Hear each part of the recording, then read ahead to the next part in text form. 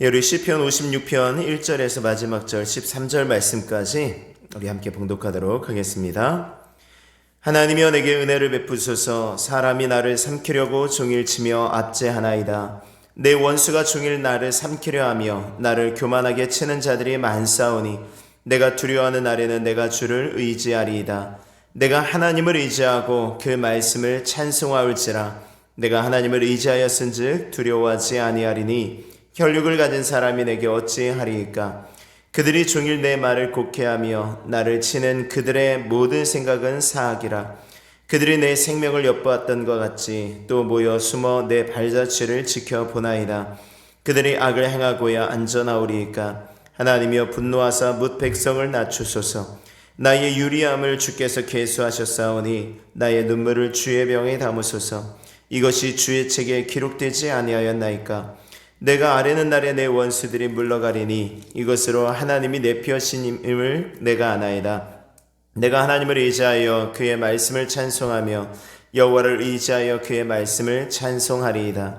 내가 하나님을 의지하였은즉 두려워하지 아니하리니 사람이 내게 어찌하리이까. 하나님이여 내가 주께 선함이 있사온즉 내가 감사제를 주께 드리리니 주께서 내 생명을 사망에서 건지셨음이라. 주께서 나로 하나님 앞 생명의 빛에 다니게 하시려고 실족하지 아니하게 하지 아니하셨나이까. 아멘. 아멘. 오늘 시편 56편의 말씀 표제어에 보니까 다윗의 믹담시라고 되어 있죠. 다윗의 믹담시. 믹담이란 말은 풍자시, 속죄시, 금연시, 이런 금언시 이런 뜻을 가지고 있습니다. 인도자를 따라 요낫 엘렘 르호김에 맞춘 노래. 좀 길죠? 요낫 엘렘 르호김에 맞춘 노래. 이거는 멀리 있는 상수리 나무에 있는 침묵의 비둘기 혹은 힘없는 비둘기 이런 뜻으로 음악의 곡조의 한 형식이라고 합니다. 음악 곡조의 한 형식이고 또 다윗의 처지를 또 잘 나타내는 말 같기도 하죠. 멀리 있는 상수리 나무에 있는 침묵의 힘없는 비둘기라고 하는 거니까요. 또 이 시편 56편의 이 배경이 나오죠. 언제 쓰여졌는지. 다윗이 가드에서 블레셋인에게 잡힌 때에 라고 되어 있습니다. 다윗이 가드에서 블레셋 사람에게 잡힌 때에, 이 말씀은 이제 사무엘상 21장에 나오는 말씀이죠. 우리가 21장을 함께 나눴었는데 함께 기억해 보시기를 바랍니다. 사무엘상 21장의 말씀에는 다윗이 이제 사울을 피해서 놉당의 아히멜렉 제사장에게 도움을 요청하죠.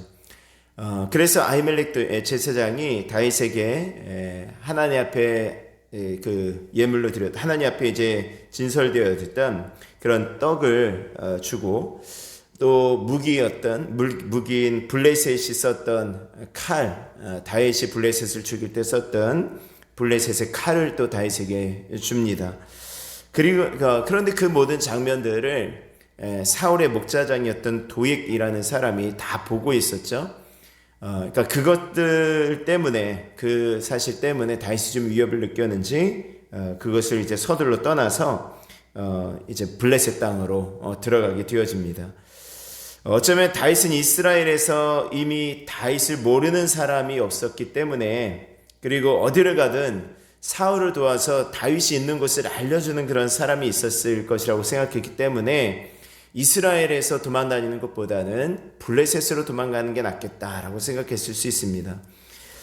또 다른 주변의 족속들이 이스라엘보다는 약한 족속이죠. 그러니까 만약에 다른 약한 족속으로 숨으면 사울이 또 군대를 이끌고 그 족속을 쳐들어가지 않겠어요? 그러니까 그 당시에 조금 강했거나 아니면 비등비등했던 이 블레셋 땅으로 숨는 것이 좀 좋다고 생각했을 수 있습니다. 그곳에 가면 어쨌든 사울이 군대를 끌고 올 수 없는 그런 곳이 되어지니까요.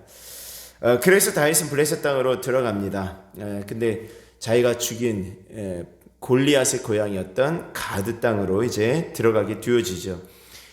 그래서 이제 들어가니까 그 가드 왕 아기스라는 그 지도자는 다윗을 그냥 받아주려고 했던 것 같습니다. 근데 그 주변 신하들이 가만 보니까 다윗이란 말입니다. 다윗이 그 블레셋 땅 자기네 땅으로 들어온 것이죠. 그러니까 이제 아기스에게 말하는 것입니다. 이 사람이 우리 그 노래 알지 않습니까? 이스라엘 사람들이, 이스라엘 여자들이 그 노래했던 그 노래, 사울이 죽인 자는 천천히요 다윗이 죽인 자는 만만이다 라는 그 노래의 주인공이었던 다윗이 아닙니까? 이렇게 얘기를 하면서 다윗을 이제 고발하는 거죠.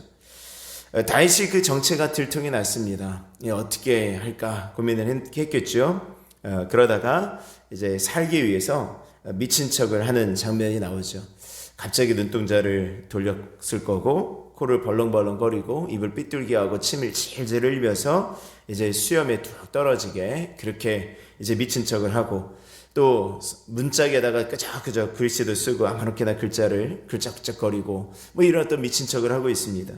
누가 보더라도 미친 것으로 착각하게 만들었던 것이죠. 아기스는 그런 다윗을 보고 우리나라에도 이렇게 미친 사람이 많은데 어디서 이렇게 미친 사람을 나한테 또 데려왔냐 그러면서 다윗을 쫓아내게 합니다. 다윗이 이제 서둘러서 도망가서 자리를 잡았던 곳이 이제 아둘람 굴이었고, 그 속에서 이제 또 여러 사람들을 또 만나게 되어지죠. 오늘 이제 시편 56편의 말씀은 어떻게 보면 그런 상황 속에서 이제 아기스 앞에서 들어갔을 때 그 아기스의 그 신하들이 다윗을 고발하던 그런 위기 속에서 아마 쓰여졌을 것이다 라고 이야기를 합니다. 어쩌면 그 상황 속에 다윗이 미친 척하면서 막 침을 질질 흘리면서 이렇게 벽에다 끄적끄적거리고 있으면서 그렇게 속으로 생각하여 쓴 또 읊었었던 그런 시일 수도 있습니다. 자, 1절 2절 말씀 한번 보겠습니다. 하나님이여 내게 은혜를 베푸소서. 사람이 나를 삼키려고 종일 침이 압제하나이다. 내 원수가 종일 나를 삼키려 하며 나를 교만하게 치는 자들이 많사오니. 뭐라죠? 사람이 나를 삼키려고 종일 침이 압제합니다. 또 내 원수가 종일 나를 삼키려 하며 나를 교만하게 치는 자들이 많습니다. 그러니까 아기스 왕 앞에서 수많은 그 신하들이 다윗을 정죄하고 다윗을 죽여야 된다고 외치고 있는 그런 상황이었을 수 있습니다. 5절의 말씀에 보면은 그들이 종일 내 말을 곡해하며 나를 치는 그들의 모든 생각은 사악이라 라고 말하죠. 그들이 종일 내 말을 곡해한다. 그러니까 이 말을 곡해해서 듣는 것만큼 힘든 것이 또 없죠. 어떤 말을 하더라도 자기 편으로 생각해서 자기 뜻대로 그냥 곡해해버리고 이 말의 의미와는 전혀 상관없이 해석해버리는 참 답이 없습니다. 오해와 갈등이 골이 더 깊어지게 되어질 수밖에 없죠. 또 6절의 말씀에도 그들이 내 생명을 엿보았던 것 같이 또 모여 숨어 내 발자취를 지켜보나이다. 무슨 말입니까? 그러니까 그 다윗이 살았던 모든 행적 하나하나를 다 살펴보면서 거기서 다윗의 그 모든 행위들을 이제 다윗이 했던 것들을 다 이제 살피고 있다라는 것입니다.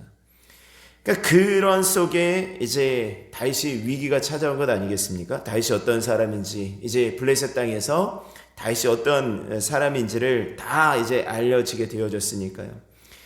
그러니까 그때 다윗이 이제 3절 4절에 말씀하고 있는 것입니다. 내가 두려워하는 날에는 내가 주를 의지하리이다. 내가 하나님을 의지하고 그 말씀을 찬송하올지라. 내가 하나님을 의지하였은즉 두려워하지 아니하리니 혈육을 가진 사람이 내게 어찌하리이까. 내가 두려워하는 날에는 이라고 하죠. 내가 두려워하는 날에는. 지금 다윗은 이스라엘 그 땅이 이스라엘의 원수인 땅 블레셋의 한복판에 있는 것이죠. 그것도 적진의 한복판에, 그리고 적군들의 한복판에 지금 딱 있고 자기의 정체가 지금 들통이 나서 위험에 처해 있는 그런 상황입니다. 상황이 참 두려운 상황이죠. 무서운 것이죠. 이런 상황이 다윗이 두렵지 않은 것이 아닙니다. 우리 지난번에 말씀드렸듯이 다윗도 우리와 똑같은 어떤 마음을 가졌던 사람이었죠.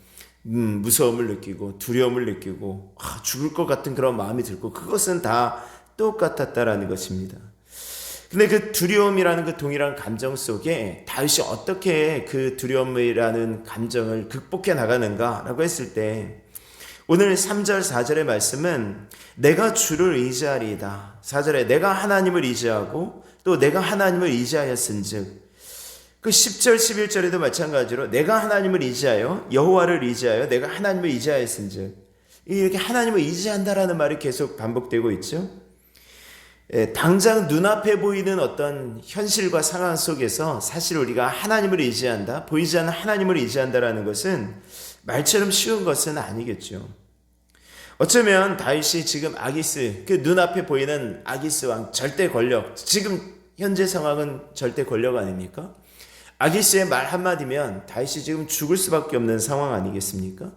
그 절대 권력 앞에 거기서 무릎을 꿇는 것도 아니고, 또 그렇다고 해서 아히멜렉이 다윗에게 준 그 칼을 보호 삼아서 그 칼을 휘두르고 그 칼솜씨를 의지해서 또 빠져나가려고 하지도 않습니다. 다윗은 그저 내가 하나님을 의지하겠습니다. 나 하나님을 의지합니다. 나 하나님 의지하기 때문에 내가 두려움이 없습니다. 라고 이야기하고 있는 것입니다. 내가 하나님을 의지하였은즉 내가 두려워하지 않습니다. 내가 하나님을 의지하니까 혈육을 가진 사람이 나에게 어떻게 할 수 없습니다. 이렇게 지금 고백하는 것입니다.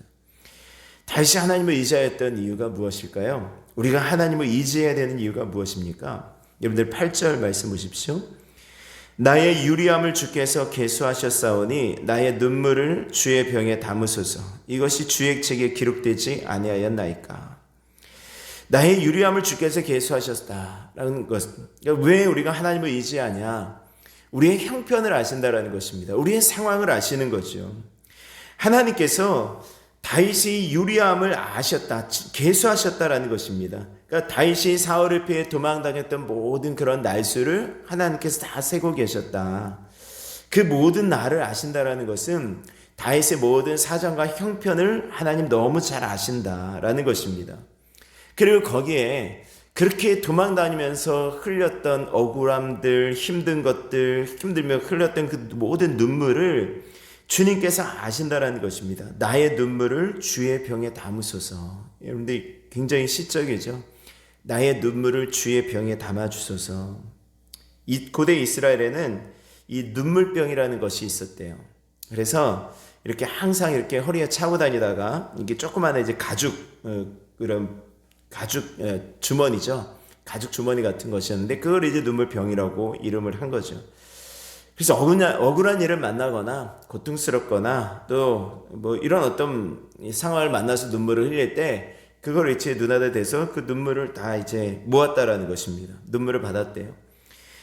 그러니까 그 눈물을 쭉 모았다라는 것은 그것은 어떻게 보면은 그 인생에 있어서의 슬픔이죠. 고통이죠. 그 흔적이죠. 제가 이 눈물을 사람이 얼마나 많이 평생 동안 흘리나 이렇게 눈물을 받게 되어졌을 때 과연 눈물을 얼마나 많이 흘릴까라는 것들을 한번 조사를 해보니 인터넷에 한번 찾아보니까 2007년에 그 영국에서 한 프로그램이 방영됐는데요. 그 프로그램에 따르면 사람은 일평생 동안 약 70리터의 눈물을 흘린다고 합니다. 70리터. 그래서 생각보다 너무 많아서 놀랐어요. 1년이 지나가야 이렇게 눈물을 흘리는 때가 많지 않은데 70리터나 흘린다. 굉장하죠.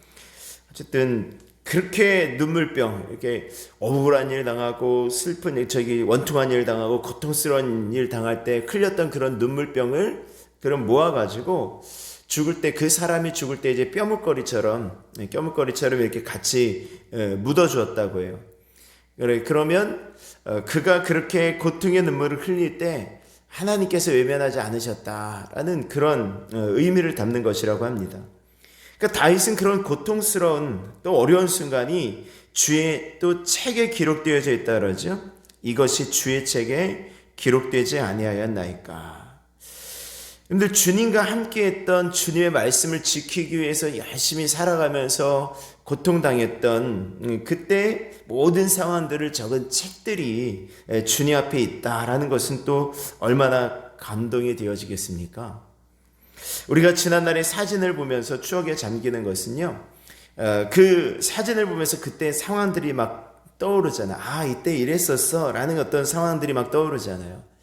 근데 하나님의 일들을 하다가 찍은 어떤 사진들, 우리 교회도 역시 마찬가지로 그런 사진들이 있겠죠. 교회에 사역하면서 하나님의 일들을 하면서 찍었던 그런 모든 사진들을 바라보면서 그때 주님을 위해 살았던 하나님을 위해서 헌신하였던 그런 상황들을 그 사진을 통해서 볼 때 우리 이야기거리가 생기는데, 하나님 앞에 설 때 주님을 위해 살았던 모든 시간들, 주님 모든 상황들을 적은 책들을 주님께서 보여주시면서 이때 네가 이랬었다, 이때 네가 이랬었다라고 말씀을 해주실 때 그때 얼마나 큰 감동이 되어지겠습니까?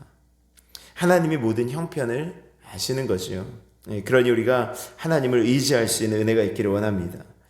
또 왜 우리가 하나님을 의지해야 될까요? 13절 말씀에 보면 주께서 내 생명을 사망에서 건지셨음이라. 주께서 나로 하나님 앞 생명의 빛에 다니게 하시려고 실족하지 아니하게 하셨나이까? 실족하지 아니하게 하지 아니하셨나이까? 칠흑 같은 어둠을 빛도 없이 걷는다고 한번 생각해 보십시오. 오늘 달이 굉장히 밝더라고요. 새벽에 나오는데, 그러니까 오늘 같은 보름달이 뜨는 날은 그나마 이제 어둠이 조금 이제 밝게 되어지겠죠. 근데 정말 달이 안 뜨는 그런 그런 밤 속에 빛 없이 이렇게 길을 걷는다고 한번 생각해 보시죠. 그야말로 좀 위험하겠죠. 오래전에 일주일에 한 번 정도 이제 산기도를 갔던 적이 있습니다. 지금은 운영하지 않는 것 같은데, 의정부 시청 뒤에 이제 호안 고가도로 이렇게 쭉 내려가서 서울 쪽으로 이제 가다 보면은, 내려가면서 바로 이제 우회전해서 산 쪽으로 올라가는 길이 있어요. 그래서 쭉 해서 올라가 보면 거기에 조그만한 이제 기도원이 있었습니다. 그리고 기도원을 좀 더 지나쳐서 가면은 거기에 이제 기도할 수 있는 그런 산이 있었어요. 그래서 여기서 여기저기 이제 흩어져서 이제 기도하고 또 한두 시간 정도 부르짖어 기도하고 내려오곤 했었는데, 그렇게 이제 밤이 깜깜할 때 이제 기도하고 내려오면은 이게 빛이 없으면은 굉장히 힘들죠. 위험하죠. 그런 길을 이제 빛 없이 걷는다.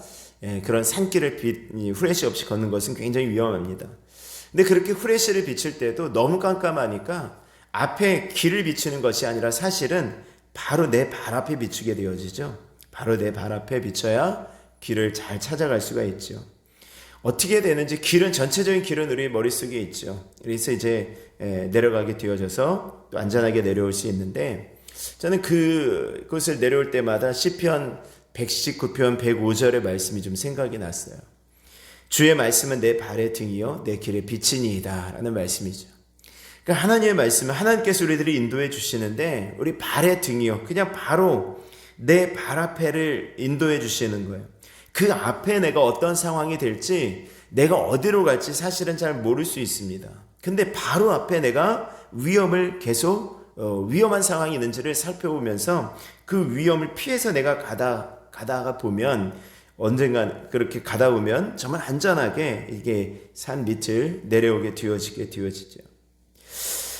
오늘 마찬가지입니다. 오늘 다윗도 아마 그랬을 것 같아요. 하나님께서 주께서 내 생명을 사망에서 건지셨습니다. 주께서 나로 하나님 앞 생명의 빛에 다니게 하시려고 실족하지 아니하게 하지 아니하셨나이까. 보세요. 그 생명의 빛에 다니게 하시려고 그 생명의 빛에 다니면서 이 다윗이 실족하지 않는 거죠. 그렇게 간신히 내가 지금 상황이 이렇게 미친 척해야 내가 살아날 수 있는 것인가? 라는 어떤 그런 상황이었지만, 어찌됐든 하나님께서 그를 사망 가운데서 건져주시고, 그리고 다시금 실족하지 않게 하셨다라는 것입니다. 그렇게 간신히 살아난 다윗이 아둘람굴로 도망을 가게 되어지고, 이제 그 아둘람굴에서 다윗의 왕국의 기초가 될 수 있는, 다윗의 왕국의 어떤 그 개척 멤버죠. 다윗의 왕국을 세우는데 아주 주요한 멤버들이 이 아둘람굴에서 다 만나게 되어지죠. 그러면서 다시 이제 힘을 얻게 되어지는 그런 장면이 나옵니다. 오늘 두려움이 몰려올 때, 두려움이 없어지는 것이 아니라, 우리에게 두려움은 분명히 있지만 그 모든 두려움 속에 하나님을 온전히 의지할 수 있는 은혜가 있기를 원합니다. 우리는 앞날을 알지 못해요. 먼 앞날에 우리가 앞으로 10년에 어떻게 살지, 우리가 15년 후에 어떻게 살지를 우리가 장담할 수 없지만, 우리가 하루하루, 우리가 매일매일의 삶 속에서 이 하나님의 빛에 다닐 때에 하나님께서 우리들의 모든 삶을 인도해 주실 것을 믿으며, 우리 하나님의 인도하시는 그 빛에 의지하며 따라갈 수 있는 복된 삶이 되어주실 수 있기를 주의 이름으로 축원합니다. 오늘 하루도 그 생명의 빛에, 그 하나님 앞에 다닐 수 있는 그런 삶을 살아가시기를 원합니다. 우리 찬송 310장 하나님의 은혜로 이 찬송 들으시고 기도하겠습니다.